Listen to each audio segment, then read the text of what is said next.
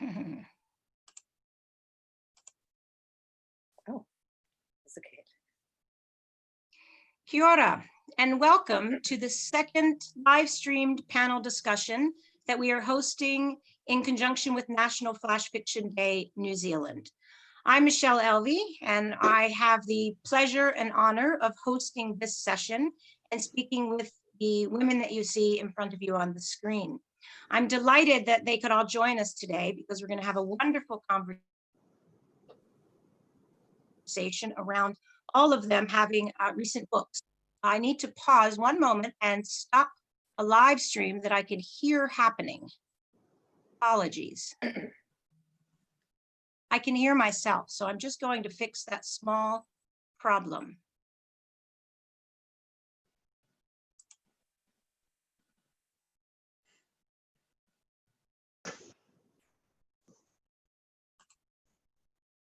Never good when I can hear myself playing back.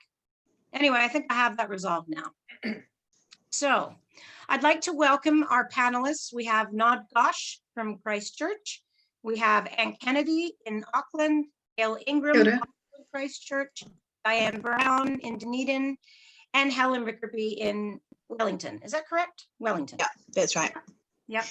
And I think what I'd like to do is start out by welcoming you all, expressing great appreciation that you can take the time on a Sunday afternoon to join us. And I think it'd be wonderful if perhaps you each just speak a small amount about your book. The titles, all of that has been introduced on the website, but for the sake of viewers, it would be wonderful for you to introduce yourself, tell the title of your book. You can hold it up and show the viewers the cover if you'd like, and then perhaps do a small reading, just a short reading, and that will kick it off. And then we'll launch into our discussion after we hear a little bit from each of your books. So without further ado, I will ask Gail to begin. Hello, yeah, so last year my book, Contents Under Pressure, it was published by Pukeko Publications in Christchurch, a little local press. And it's about, basically, it follows a mother who decides to go out one night and paint on a wall at Linwood Mall in Christchurch. She's under pressure, her family's under pressure. It's set in Christchurch after the earthquakes and everything's falling apart. And I guess it's a response. She wants to put things back together, but she's also rebelling against her city and her situation. So I'll read a poem from Contents Under Pressure. She's going to deface a public place because they said art wasn't a useful subject, because they said accounting was, because numbers make her cry, because having children makes her cry, because she wants the rush. Because she wants the rush her son feels when he grinds the half pipe. Because if a policeman stops her and sees the contents of the plastic bag, he'll thank her for cleaning up the rubbish on our streets. Because I was here. Because the screens and the walls aren't just for corporations. Because he said it was a hobby. Because not everyone fits into current aesthetic, the noise of social media, the 40-hour week. Because when they ask you what you do and you say just a mother, and they say that's the most important job, you don't believe them. Because you believe them. Because of the cracks in the wall. Because of this shade of indigo.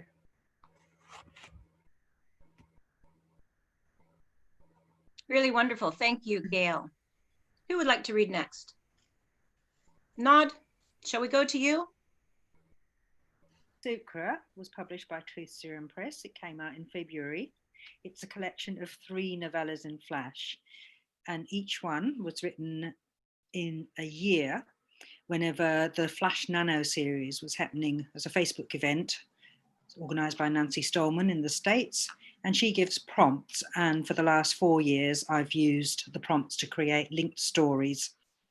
So I'm going to read you part of a story called Red, which comes from the second novella, Another Silent Movie. Red is the colour of the darkness of his eyes. Red is the beginning and the end. Red is yesterday and all his tomorrows. In the dim torchlit void, Rolly examines the black stains on his hands. He is imprisoned beneath a sleeping body, entrapped by bones and flesh. He kicks his way out. He swallows bile that threatens to spill over. Red above, red below, red in the heart of his diminished dreams. He knows the body isn't sleeping. Thank you. Thank you, Nod. That was great. How about Anne? You're next on my screen, Anne. Okay. Gosh, that was beautiful. Kia ora, everybody, and thanks, Michelle, for having us here. I'm going to, this is my book, Moth Hour, which came out from Auckland University Press last year.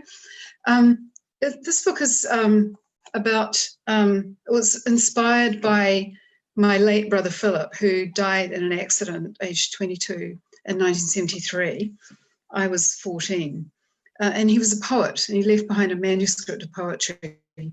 And I thought for years that one day I wanted to write a book that took one of his poems as a sort of fragment and kind of ran with the ball. And that's what I did with this book. So the form of this book is 33 variations on a theme of Philip. And the variations bit comes from the fact that after Philip's death at 14, when I was 14, I listened to Beethoven's 33 variations on a theme of Diabelli, just because it happened to be there in the house, which is kind of a strange thing anyway, because it wasn't really a classical music house, but this record was there. And I listened to it over and over. So I associated that with that time. But the form of variations also lent itself to what I wanted to do, because this particular set of variations by Beethoven is really wild. I mean, it's sort of famously one of the wildest and most sort of exploratory versions of the form of variations. And so I sort of took that idea and wrote 33 variations, which sort of center on a lot of the books that I knew Philip had read at the time. So I'm going to read with great delight, actually. It just gives me, I can't tell you how much sort of pleasure, maybe is not quite the right word, an emotion this is for me to read this poem by my brother that he wrote when he was about 19.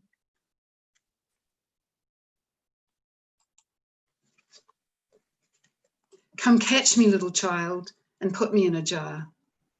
Place inside some leaves for me to eat, the book of tea for me to read, some paper, any paper, and a pen for me to write. Screw on the top, little child, and put 6 air holes in the lid. Then leave me on your windowsill. Just one more thing, little child.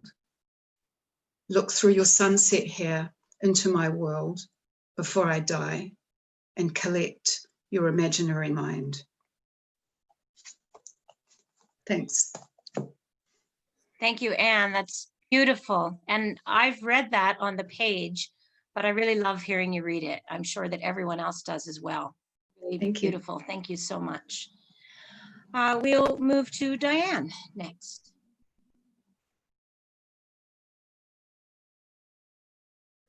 Diane, you are on mute. Can you unmute yourself? I'm reading from my book, Every Now and Then I Have Another Child, which came out in lockdown. Not the best time to have a book come out. It's published by Aotearoa University Press. And it is quite hard to describe because it's I call it a poetic novella, but my publisher does not publish fiction. So they kept saying it had to be a long narrative poem. But for me, it's got quite a driving story behind it. So that's why I have always thought of it as a poetic novella, but it's all in poetry form, and it's got various characters who speak. Yeah, I had an awful lot of fun writing it, is all I can say. And this is the prologue, because it's kind of expressing some of the ideas in the book itself, which is a lot to do with identity and who are you really and all that kind of thing. This is how it is for all of us. Every morning before breakfast, a new skin, your old one flaked and floating against the window like dust motes or snow, each particle unique and elusive. Sometimes you reach for memory, an impossible task in this throwaway world. What choice is there but to slip on your new self as if you come clean, without story, without family, without myth, and emerge blinking into the light, trusting no one will notice you have been dreaming again and are not quite the same. That's great, Diane. Thank you very much. Of course, I've read all of your collections, so for me to hear each of you read a piece of it, I can see how the pieces you're reading really touch on bigger themes of the whole collection. So it's really wonderful. Thank you for that, Diane. And now we'll go to Helen, who will share her book. Hello, kia ora, I'm Helen Riccobene, and this is my book, How to Live. And I started it a very long time ago, over a decade ago, when my husband was, he had cancer, although it turned out to be the kind of cancer you want to get if you're going to have to get cancer, because it wasn't going to kill him. And it was sort of, but yeah, it was about, I started writing these little poems that were about our experience, or my experience of this, but also I was kind of at a time when I was thinking a lot about how I wanted to live, what kind of life I wanted to have. And the poems themselves turned out not to be really that good, but I ended up kind of recycling them into what's become a much longer poem, the title poem of the book. The book itself, there's not that many poems in it because several of the poems are really, really long. The longest one in the middle is about George Eliot, the Victorian novelist, and that takes up about half the book. And then there's a long poem at the beginning, which is also a biographical poem, sort of, about Hipparchia, an ancient Greek philosopher, who I found really fascinating because I had never heard of her. I hadn't really heard of a lot of women philosophers, and I got really interested in that. And so, yeah, the book is kind of me thinking through a lot of ideas, and about how to live and how other people live, and about philosophy. And I certainly haven't come to like a final answer. I can't tell you how to live. I think I'll be thinking about it and writing about it for the rest of my life. And I was not quite sure what to read. So I'm going to read just a little section because most of the poems that I love the most in this book are so long. I can't read all of them. So I'm just going to read a little tiny bit from near the beginning of the poem, How to Live. It is strange to feel one's own life turn into a cliche. We think we learn from history, but we never do. I always think of memory as a video recording, but it's more like a series of bullet points, and we reconstruct the rest. This leads inevitably to falsity. It isn't enough to remember the ideas. If I have lost the exact words, I have lost the thought. I haven't written this poem yet, so I don't know how. I need to learn. Am I a metaphor for something else, or is something else a metaphor for me? I don't want to live an ordinary life, but I know it won't help me when I'm dead. I have long struggled against the tyranny of the line break. Am I afraid that if I let the words leak out, they'll mix with oxygen and become prose? It's a lot of prose poetry in this book, mostly prose poetry. Yeah, it's great. And that's a wonderful place to end the readings and to kick off our discussion, because for viewers who are watching, you may already know the books that we're talking about, but you'll hear that each one is a collection of stories or poetry, but they all work to pull together a whole. So it's not just a collection of discrete poems. Every person in the room here has written a book that has smaller pieces that form the whole. And they all ask questions about the narrator, the narrative. They ask questions about memory and language. And there are so many themes that I think we can find common ground around. So I love Helen's suggestion there that sort of also examining the way you write, even in the poem, examining the tyranny of the line break. That's wonderful. So it might be a really fun place to start, actually, to ask each of you about the process of writing your particular collection, how you went about doing it, and did you set out knowing that you were going to work with real life themes? You're going to work with a model that explores real issues for women, and we can't overlook the fact that we're all sitting here, women in the room, although I don't know if I'd necessarily want to label everybody as a woman writer, because you're writing about universal themes, love and loss, it's for everyone. But at any rate, you're writing about real themes that these women in your works are struggling with, but you're doing it with a literary touch, right? So it might be quite interesting to hear each of you speak a little bit to that, how you struggle with reality while writing poetry or fiction, how you tackle that as a process. Anyone at all could jump in. I just pick on someone first. Go on, Diane, you're chuckling the loudest. So let's talk about fiction and reality in your collection, because that's a great theme to start with for you. Well, yeah, I am laughing because I hadn't thought about themes or anything like that before I started writing this book, and it simply occurred. I'd finished my previous book, which was much more straightforward, a verse narrative, but a memoir basically of my parents and them getting older and so on and so forth.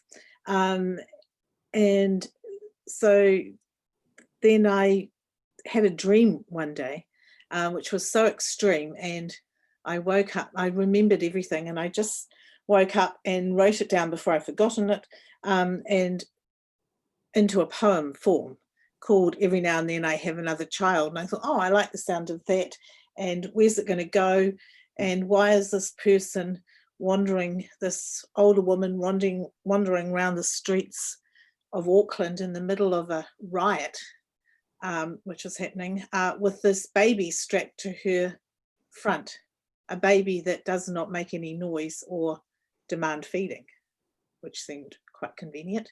And then this doppelganger that suddenly appeared as well.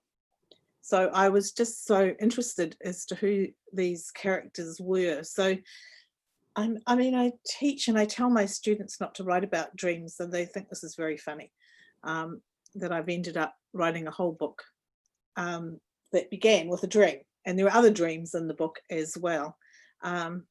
So yes, I just thought, they're telling me something, and what are they telling me? And the whole way through writing it, I had no idea what was going on, or where it was going to end up.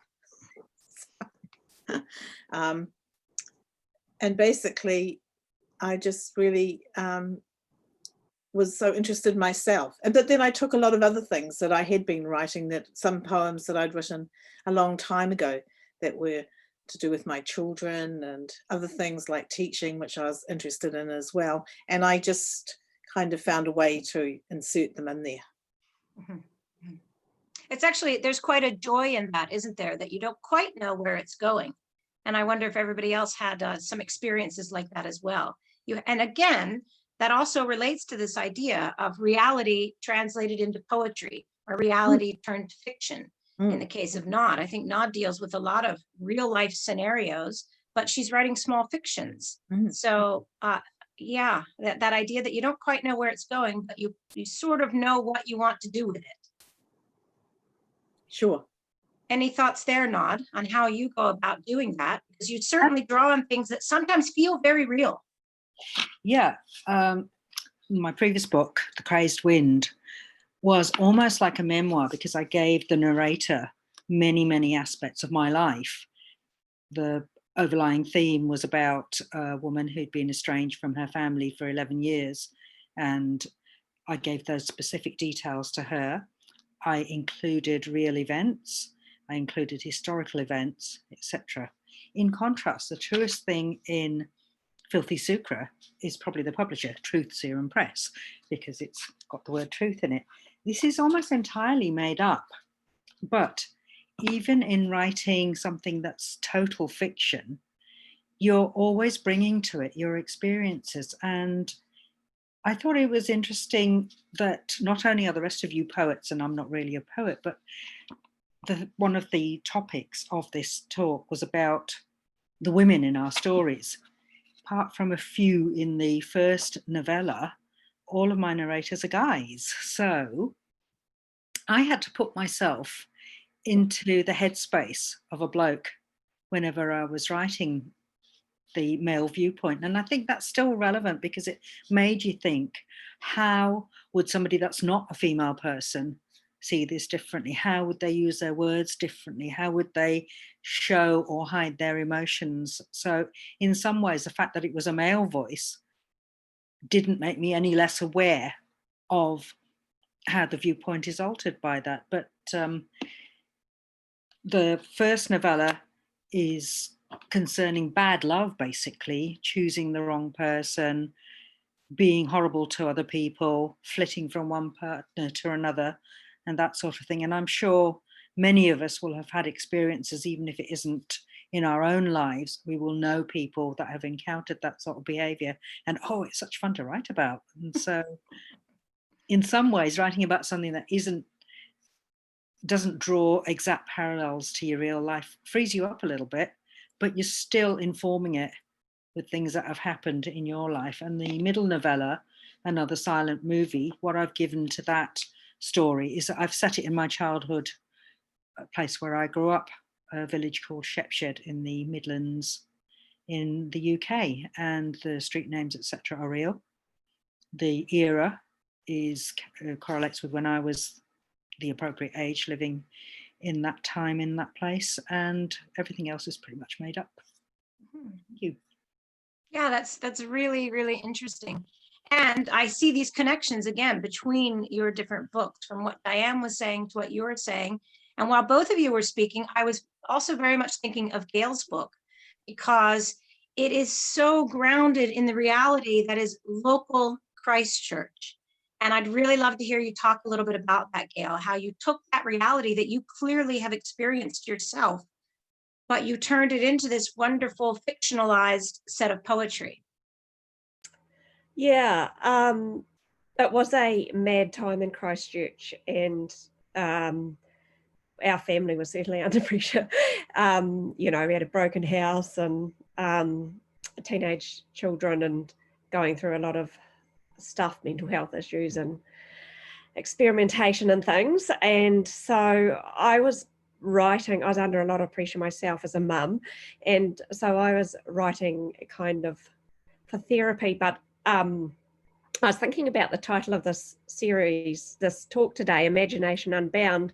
And I was thinking what turned it into art, if it's art, is that I was really thinking about the structure, how to bind it, how to give it a structure so that you've got the freedom to write about your personal experiences in a way that, yeah, turned it into art. And so I was thinking about yeah, like juxtaposing lots of different voices, and like I had a mother's son's voices in there, and the husband's voice in there, and going along that, and that was sort of based on my own experience, but fictionalizing it through this structure that I'd set up for myself, which was giving it a fictional,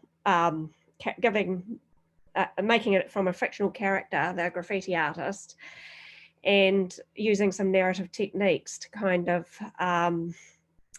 give it, or to get it away from just being writing for my own self. Yeah, so I did things like when I was writing the husband's voice or the son's voices, it was through the lens of the graffiti artist. Or I had in my mind that the whole book was over the moment when she was up on the wall painting this picture that she was making, and so the things that she was thinking about were happening while she was up on the wall, and so that's how it came through her lens, which is kind of a bit of a narrative technique there. Yeah. Yeah, it's really, really interesting. And that shows through. It shows how much fun you had with it. In your case also, the words on the page, everybody takes a different form.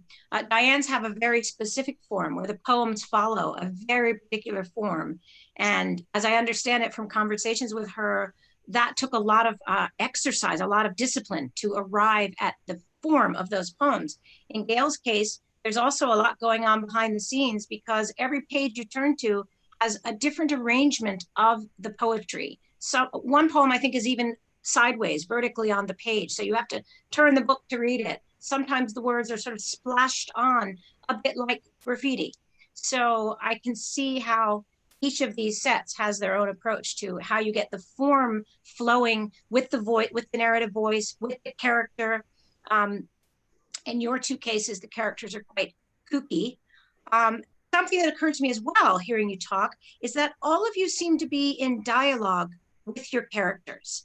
And I think that's especially, it's very much true of the three of you who've just been talking. I think it's very much true with Anne and Helen as well. I mean, Helen, your entire book is in dialogue with these women that you sort of bring up from the past. So it would be really interesting to hear how you, of course, you're writing about them with some kind of authorial distance, but it's also a really close connection. There's some kind of intimacy in the way that you're each in dialogue with your characters. So I wonder how, Helen, how that worked for you. If you felt yourself really talking to them, diving into their stories. Yeah, what was that like for you? Sort of, but I'm also very aware that my ability to communicate with them is very limited by the fact that they are all dead. And I can imagine, I mean, I've written biographical poetry before, particularly in my book, My Iron Spine, which was a lot about women from history, but they were mostly me writing as if I was writing in their voice.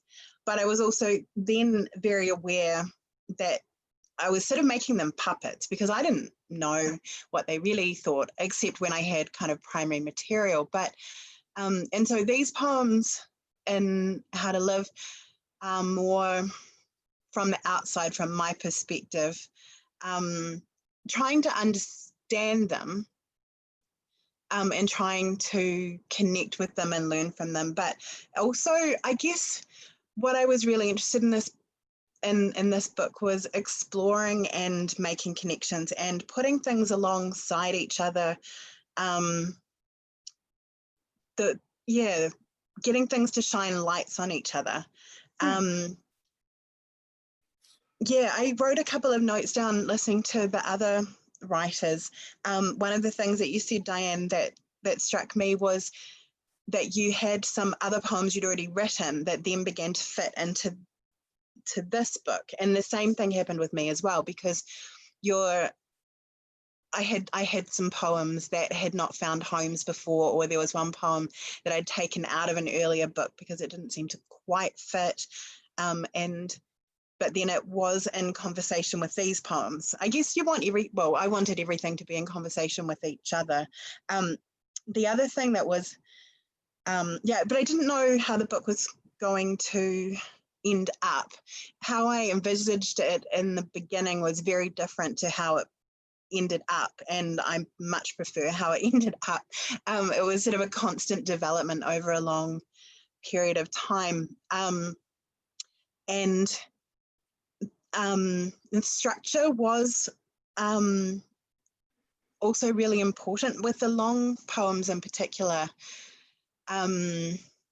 because I couldn't just write them in like one kind of session, the way you have you might have an inspiration for a short poem and you can just write it down. I mean, the George Eliot poem, which I've described as a deconstructed biography, it took a lot of research and a lot of reading over a long period of time. It was a time when I was really fortunate to have some money from Creative New Zealand. And so what I spent several months doing was reading these books about George Eliot and writing these tiny little bits every day and feeling like I hadn't really got anywhere. But it was, this book was a lot of slog and I couldn't always see the end to it. And with that poem, I did have the structure at the beginning, or quite early on. It's in numbered paragraphs in the same way that a technical report might be numbered, like, 1, 1.2, 1.2.1. But with the other poems that I think of as the kind of tentpole poems at the beginning and the end, I'd been working on them and writing bits of them and writing notes for them for a really long time, but I didn't quite have the structure or the tone. And for both of those, it came quite near the end when I suddenly realized how I wanted to do it, and then it all sort of fell into place. Even though they're both prose poems, there's still, I suppose with any kind of writing, structure is really key. Mm-hmm. Which probably leads on really well to your book, Anne, which is all about kind of structure and repeating but changing. Yeah, it's a really good way to lead into Anne's book. I was thinking that as well, because all of these topics we're covering are, of course, they're all a piece of all of your work, but they flow very well into the whole idea that is Anne's book, where she's very much in dialogue with her brother and with herself. She's in dialogue with her younger self, because a lot of it is recollection and memory as well. And the structure very much matters. So I'd love to hear Anne talk about those topics and then maybe move into this idea of memory, which also, of course, is connected with the ways that we assess reality and relate it from our imaginations. Because memory, when we're doing that, we of course are relying on using knowledge that we have very deep. It resides very deep within us, but we have to have an imaginative touch in order to make it relatable. So all of these ideas, I feel, are very present when you pick up Anne's book and you hold it and you read it. It is so personal and so directly related to Anne, the writer, the individual, but it also has this universality that I think so many readers love about it. So yeah, that's a lot for you to talk about, Anne. Yeah, we just well, I'm already sort of reeling from listening to the others, and so many ideas sort of coming at us. So maybe I'll just start with talking about the idea of what's real and what's imagined that came up just a few minutes ago. Yeah, I've sort of been thinking about this recently. Actually, I don't think I see much difference in a way that when you write, you have the real and imagined sort of lined up as if sort of putting them, on a wall. They're kind of the same thing, because it's just your experience, where your experience is everything that you've ever come across. And actually, hearing Helen talk about the philosophers that she's written about reminded me that recently I've been reading Hannah Arendt, like everybody else, and she says that you can't know what you haven't experienced. That's sort of one of the basic sort of tenets of her, of her theory. But experience can take many forms. So I think for me that creative writing in itself, sort of broadly speaking, is not so much about imagining things, but putting all the things that you've experienced sort of beside each other, that you've experienced this and you experienced that and you experienced that, and putting them in a way where they sort of bounce off each other and talk to each other. So it might be something that you had a dream about, dreams came up. A lot of people have been having dreams during lockdown, apparently. Or read or saw or felt, or so for writing, I think that they all sort of have equal value, but it's how they speak to each other or bounce off each other to make this structure, which hopefully says something, perhaps a bit bigger than all the individual bits. So for this particular book, Moth Hour, I had the particular subject of my brother, so that's real. But on the other hand, it's resided in my head for 45 years. He died 45 years ago. So then it's not real. So I think I was trying to sort of negotiate the difference between, or the sort of collision between my brother's life and times. The times are important, and how I had carried that with me and how the family had carried it over all these years. So I had lots of threads going on, and that's why it ended up as a book that's sort of fragments. So as a narrative poem, it's more on the sort of fragmented side rather than the smooth kind of narrative arc. And I've tried to write a couple of those in the past as well. Mm-hmm. Mm-hmm. I like the idea. I like it very much that you brought up this notion of fragments, because I think that's something that everyone in the group can relate to. I see us all nodding. And I think that also ties in with this idea of time. And it's wonderful that you touch on that as well, Anne, because as you all have been talking about the imagination or the reality, it's really wonderful to think that imagination and reality are not two things that you set up as a dichotomy, but they're actually, I like the way you say, you throw everything up on the wall. It's all there, and it's all part of the way we are telling a story.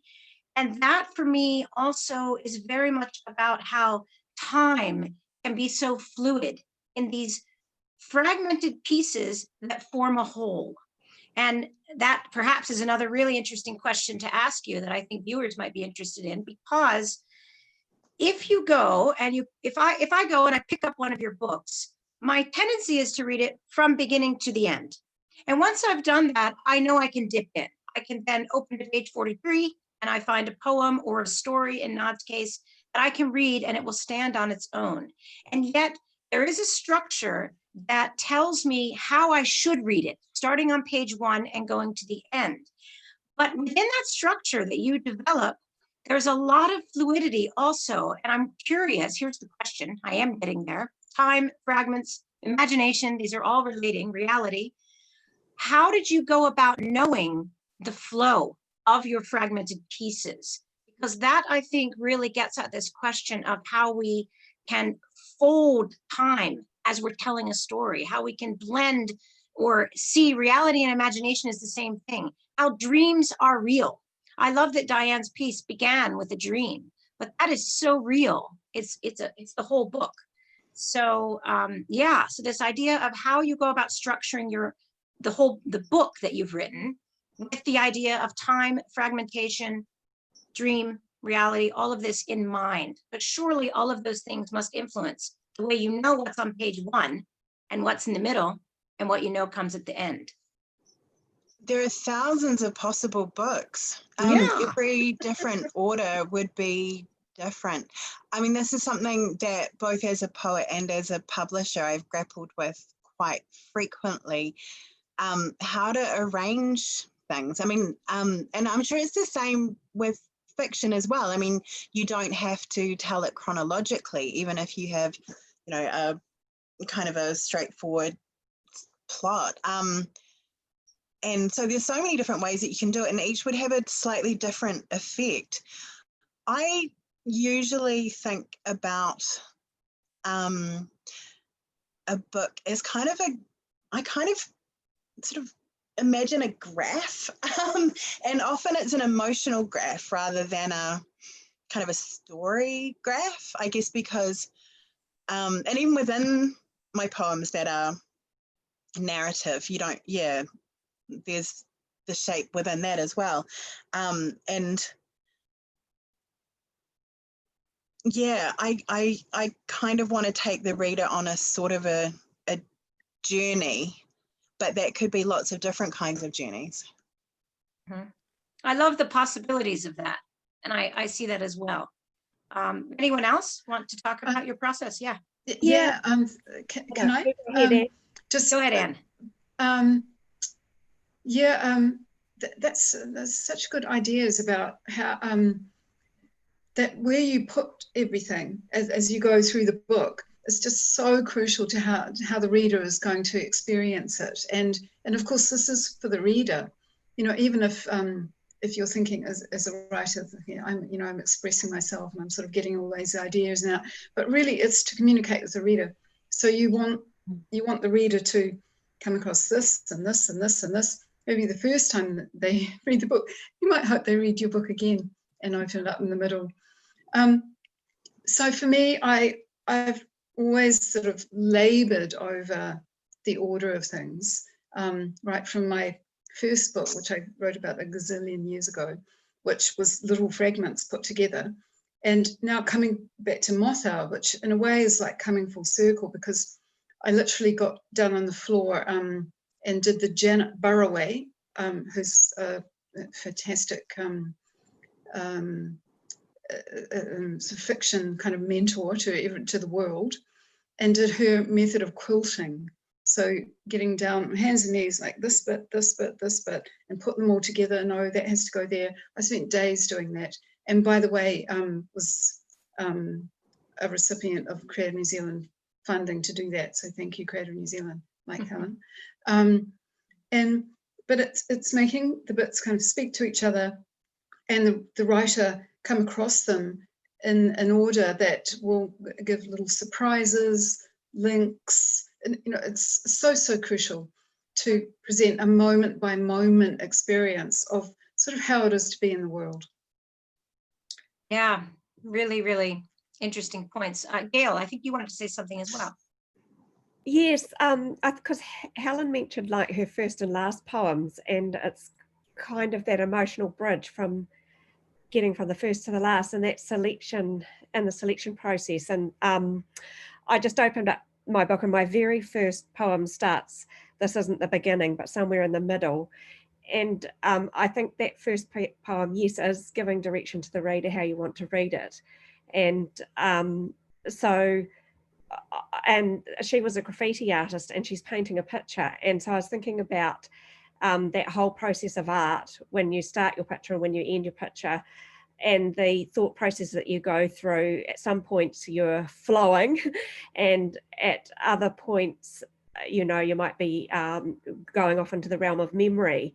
And so I was trying to replicate that through the book. And so it was like a whole lot of little fragments, but the way that they were put together was trying to mimic that experience that the graffiti artist was going to as she was painting the wall.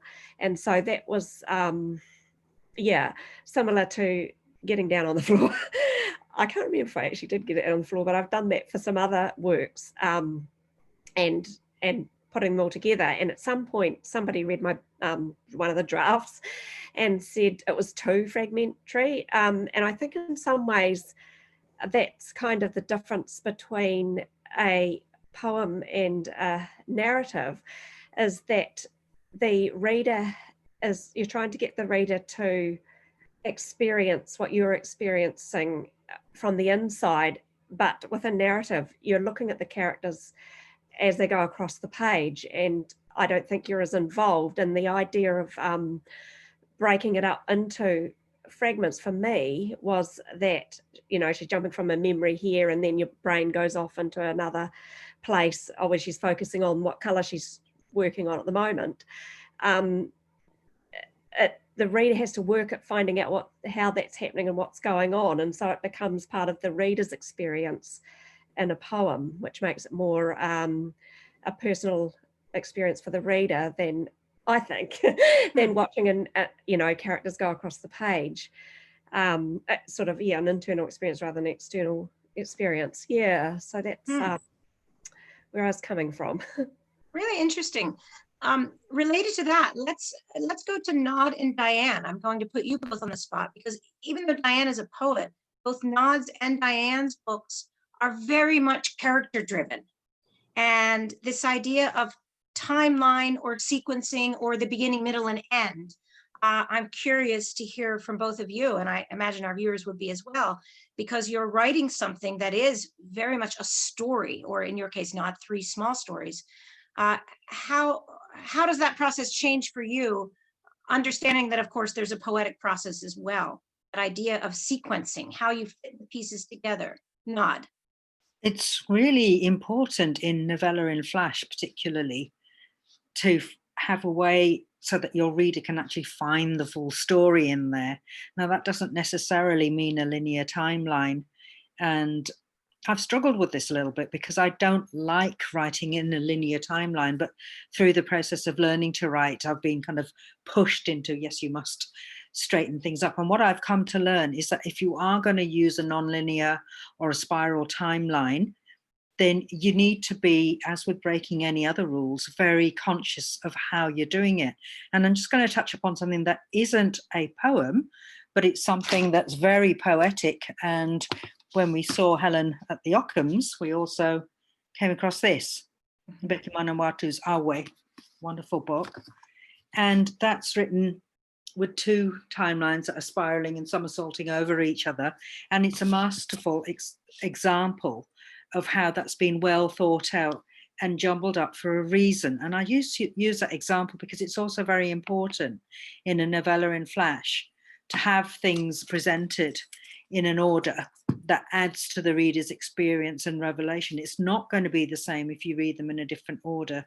And even though a novella in flash, theoretically, each story should be standalone and you can read them on and you can dip into them, that's not going to be the same experience as if you read them in the order that the author has put a lot of thought into in terms of how to do that. Now, in this particular case with Filthy Sucre, because they were written in response to prompts, I was then in a bit of a situation with the dilemma where I wasn't sure how much did I stick to Nancy's original prompts in terms of presenting the finished product. And the answer was I didn't have to at all.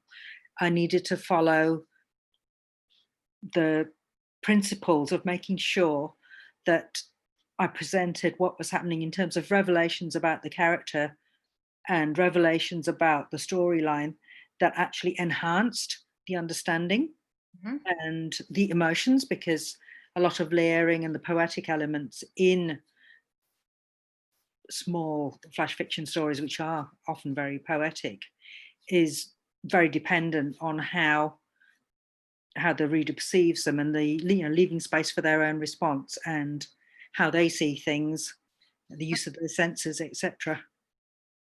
Yeah, very much so. And that leads very nicely to Diane, because Diane's set of poems, I like hearing that you behind the scenes had to struggle with your publisher because, of course, you wanted to call it a long narrative. What did you want to call it? I wanted to call it a poetic novella. Yeah, a poetic novella. And that links very nicely with Nod's discussion of a flash novella, because yours, Diane, very much is a story with a beginning, a middle, and the end. And yet all through it, there's constant reaching back into history, memory. There's all this imaginative layering happening. We see a lot inside the mind of the narrator and her doppelganger, of course. So yeah, how did you go about knowing exactly which poem would fall here or here or here? just from trial and error. Originally, I mean, somebody put on Facebook, I think, or somewhere, a reader, and said that she was dipping into it. And I felt like saying, no, it's actually doesn't make sense if you dip into it, which is not what I would normally say, of course, because I thought some of it does, some of it are kind of individual standalone poems, and those ones make perfect sense to just find anywhere. But a lot of it is this sort of plot-driven story, so you actually do need to start reading at the beginning. And originally I had a sort of different beginning, because she starts off in London and then she goes to Auckland for a brief stay, and then she goes somewhere else, and so on. And so originally I'd had it in a more chronological order, but then I just didn't really seem to like the beginning of it so much. So it's not much of a play around in time, but most of the time is quite chronological. So I did play around with it, but I just actually really work more by instinct, just knowing where to start. But I had a kind of interesting story based on what Anne was talking about, this picking up pieces off the floor, because my very first book, which was Before the Divorce We Go to Disneyland, it's a amalgam of prose pieces and poetry pieces, really, sort of telling a story. But anyway, I spent a week at a friend's house in Waiheke and had all these fragments, and I gave it to a friend of mine who was quite a good critic at the time. This is years ago. And so she said, oh, I just was having trouble following it and how it made sense, or it didn't make sense to her. So she said, I think it should be in this order. So she reordered the whole thing for me and gave it back to me. In the meantime, I don't know how I did this, but I sent off 2 versions to 2 different publishers. So the first one, which was my totally unstructured thing that made no sense to my friend, went off to one publisher, and then the second version went off to another publisher, right? And then the first publisher with the unstructured one rang up and said she'd like to accept it. And then the second one, since I sort of knew the second publisher, I said I better ring up and see what, because I have sent it to them as well. And he said, I haven't read it yet, but I'll read it tonight and tell you what I think. And he rang back the next day and said, yes, I'd like to publish it. So I had a choice of 2 publishers, and it wasn't until a long time later, so I went with the second one, with the more structured one, that I thought that would have been a completely different book if I'd accepted the first publisher. And who knows what the reception for that book would have been. It's quite, so. Yeah, it's really interesting. I don't know what that tells you. Yeah, really interesting. And I see everyone nodding. I think we've all had the same experience. And of course, I have 100 other questions I'd love to talk with you about. I feel like we could go on and on. But this does lead me to a last question that I'm going to ask, and then we'll go and we'll ask our viewers. So for everyone watching, if you have questions, please type them into the YouTube page. I already see some coming, and I will then ask them to the panel and they'll address those. But I want to ask one last thing here, which connects all of this together. And it's very much about this idea of cutting and pasting things together, and how we arrive at a whole narrative arc, whether it's one poem or one story, or whether it's these larger collections that we're working on. And in flash fiction, because this is a panel in honor of National Flash Fiction Day, I'll mention this. One of the key things that we're always working on, and I think this overlaps very much with poetry, is how to trim, where to take a breath, where to suggest a hint at something, and where to tell it full on. How do you create those subtleties and that space? The space of what you don't say is very important when you're writing a very small story. And at least half of the people in this room have a lot of experience with that. And of course, With poetry, it's much the same way. You don't throw down everything in your head onto the page. There's a real, a very finely tuned approach to what you leave out. So I think it might be very interesting to ask all of you what kinds of things, when you're writing a whole collection, and it might be a matter of Anne on the floor with all of her pieces, finding these 3 that simply don't fit. Or recalling a poem that you wrote many years ago, Diane, and you realize it does fit, but the piece that you thought fit didn't fit.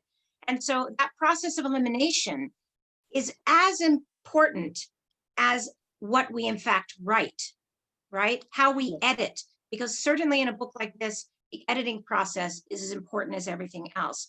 And all of this, of course, reminds me of anthology work. I've been involved in a number of anthologies, and I find it so wonderful. It's so gratifying when you arrive at an order that makes sense. But as you all have said, there are many possibilities. There are always many possibilities. So yeah, so all of this resonates with me as well, not only for my own writing, but also my work as an editor. So when you're looking at a collection like this, and you then have to put on your editor hat at the end, how do you go about knowing what you leave out, what you only hint at? I think that will be a question that people watching who also are interested in the craft of flash fiction would find really interesting to hear you speak to. It's very much about voice. Yeah. Like whenever I was writing the individual stories in Filthy Sucre, there were some that obviously stood out and weren't consistent either with the voice of the single narrator in the novella or the shared perspective of the various ones in the first novella where there are different storytellers. And they stuck out like a sore thumb and they just went. And also, as well as getting rid of whole stories, within each story, there's an awful lot of rubbish, that's a new word, that needs to be trimmed. And it's a little bit like music in a way. You need to have space. You need to have somewhere where you can breathe. You need to have somewhere where the reader isn't concentrating to the same intensity. And when you're writing and when you're redrafting, you need to be aware of that.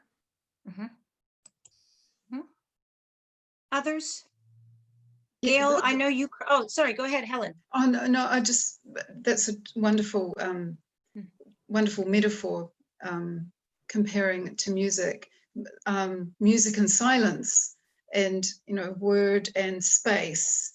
And for me, yeah, I agree with Nod, absolutely. It's like getting the voice, but you work on the voice. It's not like the voice sort of just comes to you in a sort of blinding flash. And often it's learned from other people. It's learned from what happens to you in the world. And again, it's a sort of an amalgam of your experience that you come to your own sort of personal writing voice. Yeah, go ahead, Michelle. Well, actually, I think Helen maybe wanted to chime in. I will now connect what I was going to say with what Anne just said. I think silence and space and listening are really important things, well, in life, but also in writing, and particularly poetry. I'm a bit obsessed, and part of what I explore in my book is like, what is poetry? Because I find it quite hard to define the limits, which I also like. I like not being able to define the limits, but one thing that poetry does particularly is when people are reading poetry, kind of generally more than other forms, is that people are expecting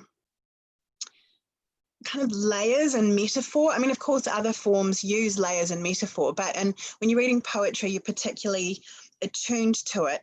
And so you don't want to be overstating everything, because what a poem usually is, it's about more than what it's about. It's about like, yeah, it's got like its kind of literal line, and then it's got like its metaphorical thing, and then it's probably got something else. Yeah, so you don't want to be, you don't want to be overstating things. maybe. Right. Was my And it's got, this is a poem. It's got the whole sort of meta thing, which is, you can never sort of take it away from poetry, which is almost that the white space is a bit like this sort of audience kind of looking at what's left. Mhm. Yeah. Yeah, very much so. Yeah. That's a theme also that's, I love the idea of the music and the silence. And for those of you who don't know, and I think this panel, maybe you don't know this, but Helen and I were going to be on a panel together at the Auckland Writers Festival, and it was all around silence. And it's because my book that I wrote last year, which is also a collection of many pieces that make a whole, which is why I love this topic. Oh, look, and now Nod is holding it up. I was Lovely. about to reach for mine, but you beat me to it. No. Oh, very nice. Well, at any rate, this idea of writing small, whether it's poetry or flash fiction, of leaving things out, of leaving space for the reader. And again, now I'm coming back to this idea of dialogue. If you leave a lot of room for the reader and for your characters and for your sounds, you end up with something much fuller, which I love. I love thinking about how the silence really means something. And that's a big piece of the book that I wrote last year, The Ever Rumble. And as the title suggests, it's all about sound, but it's also very much about silence. And it's a shame that Helen and I didn't get to have that conversation, but I love Maybe very we'll get much to it that in the you all future. have touched on this today. What were you going to say, Helen? I was just going to say, maybe we'll get to do it in the future. Maybe, but you've Yeah. brought up the themes, and I see them as very, very interesting. Now, related to that, we do have some questions from our audience, and that's wonderful. We have a question from Jenna Heller in Christchurch, and this is for Anne, but it very much relates to the topic we've just been talking about, leaving things out. And I'll just read the questions as they're written, and others of you might also respond, but we'll begin with Anne. Jenna asks, how many poems didn't make the cut? And how did you find constantly writing variations that are also closely linked to your brother's poem? Did it get overwhelming? How did you keep going? Great question, thank you. Yeah, I did discard some. I wrote more poems than I needed. I think that's always a good strategy. It's a bit like cutting out a garment. You know, you want to be sure that you've got offcuts rather than not enough. I changed my my approach to writing the book a little way into it. First of all, I was going to make it quite a technical book that used the sort of the structure of my brother's poem and the sounds of my brother's poem and the stanzas, and so it was all going to be like very sort of technical, kind of languagey, actually, like taking this poem and kind of dissecting it and putting it back together in other ways. But I quickly realized I wanted it to say more than that, and then I sort of came up with the idea of trying to get across the reading that my brother, I knew my brother had done during his lifetime. So then I started writing poems that were like homages to other poets like Ginsberg, Gertrude Stein, and et cetera, et cetera. There's about like 20 poets in there. And so that really, from then on, that sort of dictated how these poems came into being and how they sat alongside each other, because obviously that it's sort of covered quite a span of different styles and idioms and ideas, even ideas. So so that was the material I had to work with. Yeah, wonderful. Thank you for that question, Jenna. Does anyone else want to address that? I was just going to say something before, when I think it was Anne talked about offcuts, and I was just thinking, oh, that's right, I've forgotten all about that, that I had a file on the side of my computer which I called offcuts, and those were the bits that I was cutting out and sticking in there, and they're still there for whatever reason. And in my particular book, I started off with my narrator having a husband for instance. And then I thought, oh no, that's too much work. I can be bothered with this man. I'll just get rid of him, you know. And that felt quite good, really. You know, that sort of made it less complicated. And other people I just dispensed with, really. That was quite freeing. But also because it then changed the whole scenario of the story, that a woman on her own is in quite a different situation, you know, not so comfortable. Right, right. And possibly more receptive and more curious when those other elements start speaking to her. The boy on the wall, or her doppelganger, or mysterious things like an ex-student, and then there's suddenly a murder thing happening. Exactly. And all these layers that she would be more both susceptible and vulnerable to, as well as curious about, right? The husband probably wouldn't be that happy with her bringing home a baby. Yeah, that's probably true. Found yeah, let's have another question. This is for everyone, and it's from Bronwyn in Dunedin. And she asks, when you wrote the books, did the original theme you intended change by the end? I don't ever have an original theme. So that kind of question is, I find that quite terrifying, actually. I think it might be different for Anne, who had a particular thing that she was starting off with. Oh, what about you, Nod? Because your stories, you created these stories from prompts. Yeah. So you might not have had an original theme, and then you saw themes emerging, perhaps. How did that work for you? The specificity of having somebody else's brain coming in there and pushing your story off into directions that you think that can't possibly fit can be quite stimulating in a way. And I would still write a story every day according to the prompts. They didn't all make the final cut, and sometimes extra stories were inserted between them. But one thing that relates back to the earlier question, actually, from Jenna about throwing things out, I always say to people, exactly like Diane, have an offcuts file, never throw everything out. And I think that makes it a lot easier to chuck things out, because you don't think you're wasting anything. I very rarely go back to them and pick them to use them, but it just makes it a lot easier. Yeah, definitely. I'd be very surprised if when we delete things out of a current collection, we actually completely bin them. I don't know. I mean, everybody has a file where you hold on to all those things, even if they don't belong right now. Gail.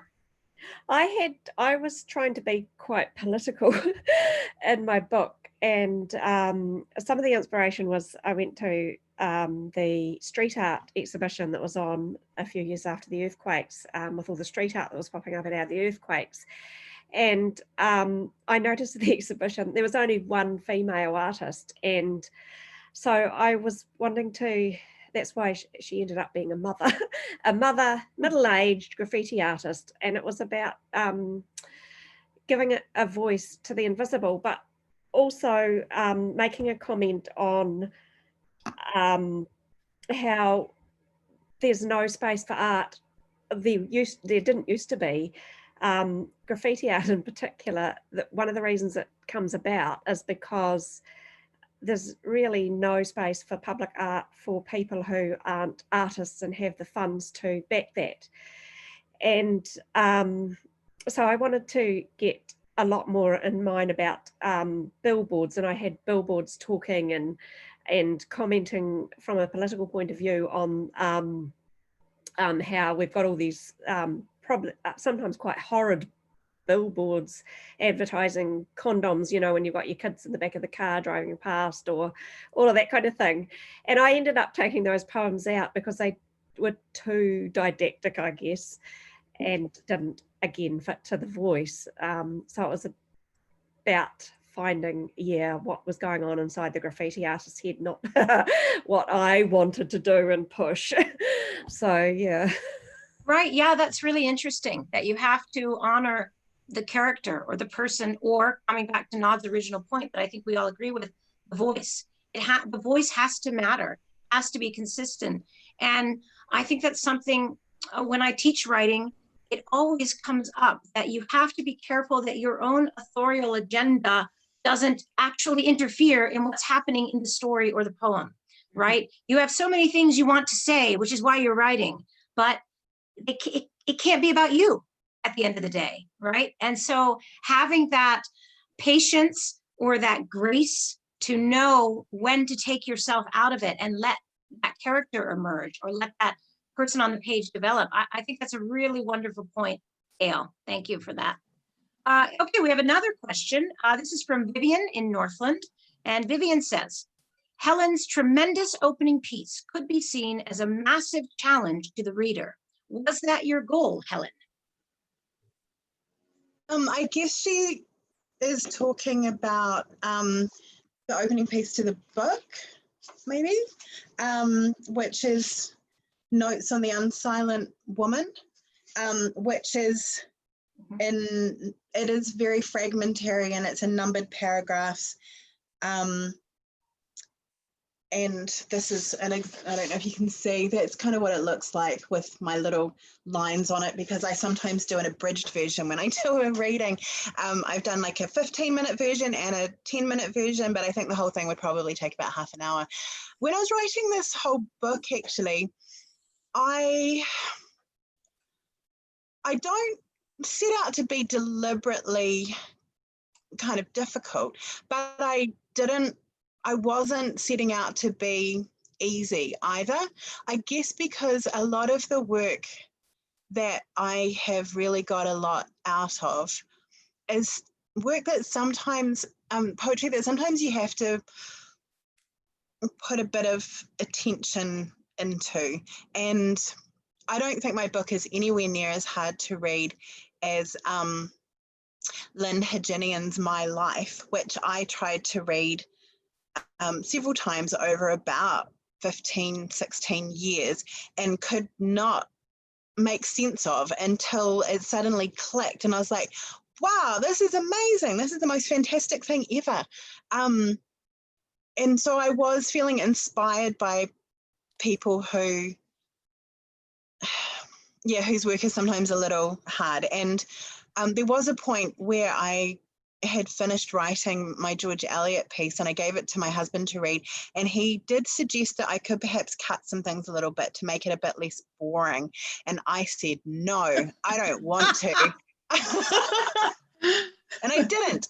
And but what I have found though, since the book has come out, is that people don't seem to be finding, I mean, or if they're finding it hard, they're not telling me. Like people I know who are not normally readers of poetry have been reading it, and even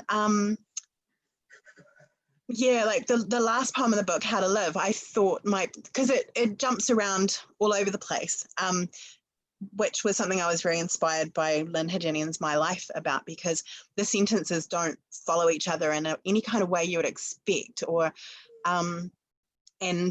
and so I was really inspired by that. But yeah, but even people who don't normally read poetry have said to me that they made sense of it. So I guess I'm not quite so difficult as I thought it might be. No, it's just the right degree of challenge. Yeah. Actually, I think it's so as interesting here you say, talk about the sentence, because just sort of thinking about this panel this afternoon, I was thinking that the reason we might write poetry is because of to avoid the tyranny of the sentence. Right? Yeah. Right. That's nicely balanced with the tyranny of the line break.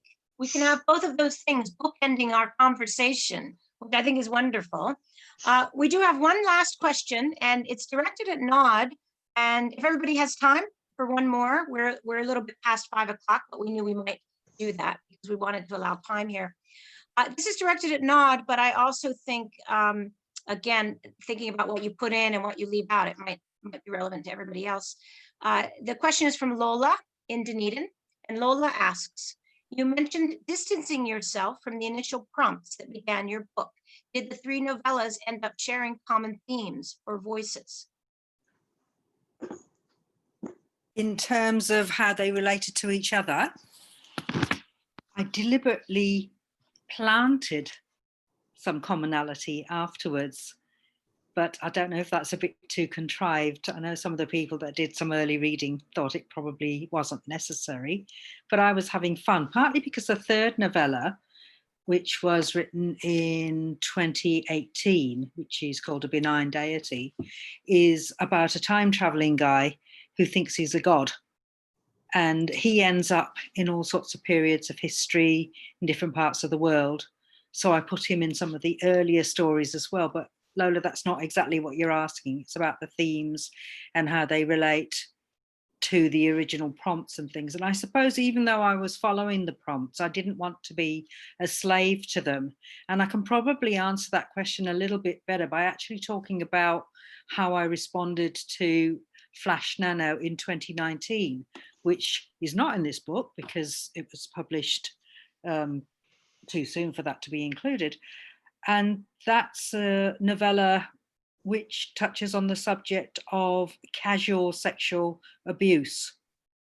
And it's a very tricky area to write about. And you can imagine an awful lot of prompts didn't directly fit with that at all.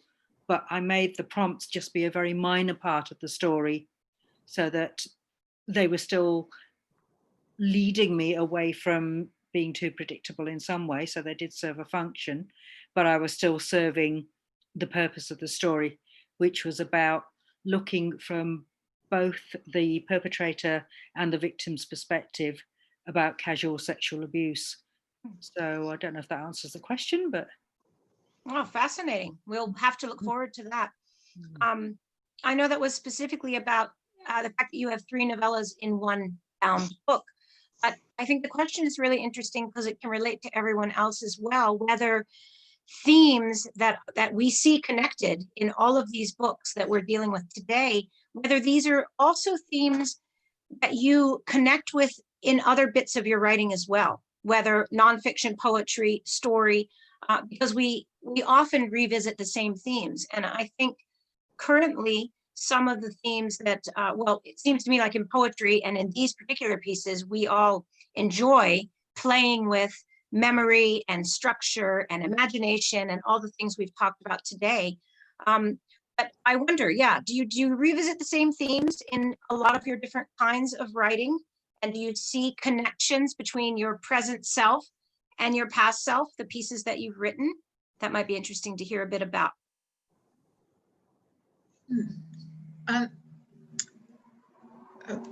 Sorry, I have to plug in my computer. I'm going to die. But it's a great question, but particularly pertinent to Nod's book. But yeah, I'm sort of with Flannery O'Connor, who says that you don't really know what the theme is until you're finished, if ever. So I don't sort of start with a theme and think that this is, I'm going to sort of make this book that attests to this theme. But often, like right at the end, or even maybe afterwards, I look back and think, yeah, this has a theme. And at the same time, you hope that your book has some kind of theme underlying it, because otherwise it might be a bit shallow. But whether so the question was whether you sort of return to themes. For me,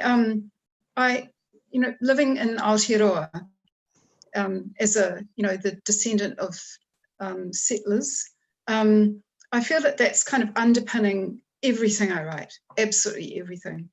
And I always write from that sort of perspective, and it probably branches out into other areas, loss, feminism, all that stuff. But that's what's sort of underneath it for me, and that's why I find it hard to write anything that isn't set in Aotearoa. Interesting you say that. For me, I think that a lot of the things that I write as well, they, even if they're fiction or poetry, they very much come from your own personal experience in a lot of ways, although I don't write about myself. But yeah, the idea that for me, of course, I'm an immigrant. So that feeling of having a voice that's somewhat from the outside, or having that kind of distance to what I'm observing. I'm also a historian by training.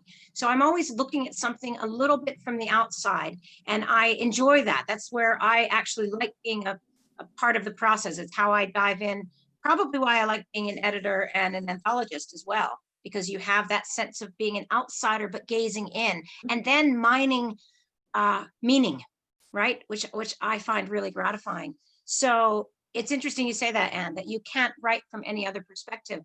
And I think that must be true for all of us. Yeah.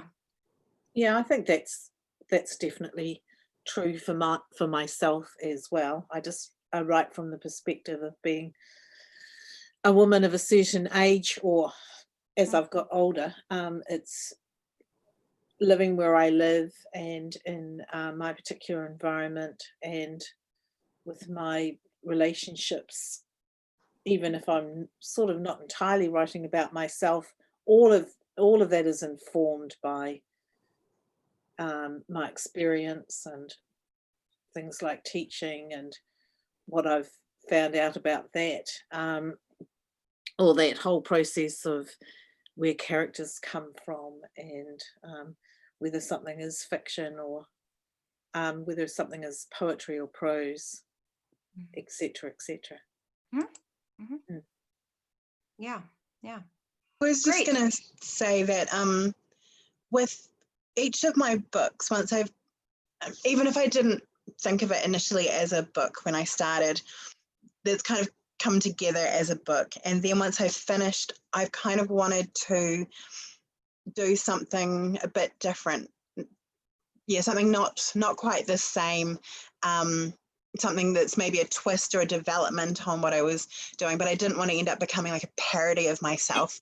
But then the things that are your kind of concerns, your, you know, who you are and where you're from, it does keep on coming through, as Anne said. But I guess also from different perspectives, because you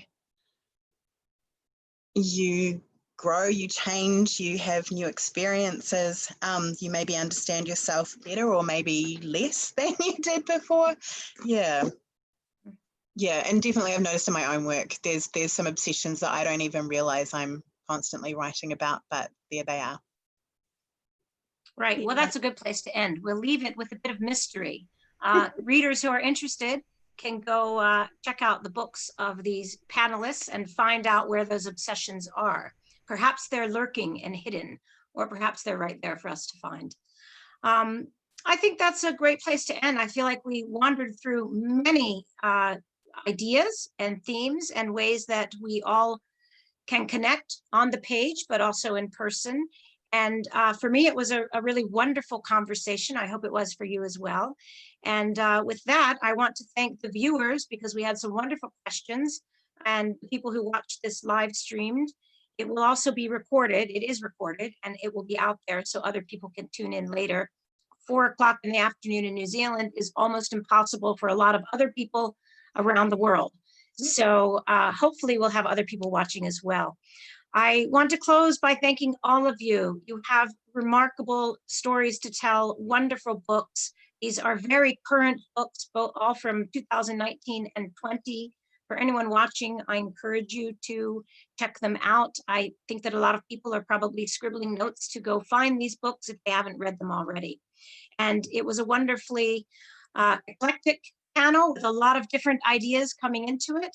And I really appreciate that you took the time. And thank you for being part of National Flash Fiction Day 2020. Thank you, Michelle. Thank you, Michelle. Thank you, everybody. Thank you. Kia ora. Bye. Go well. Bye-bye. Bye bye.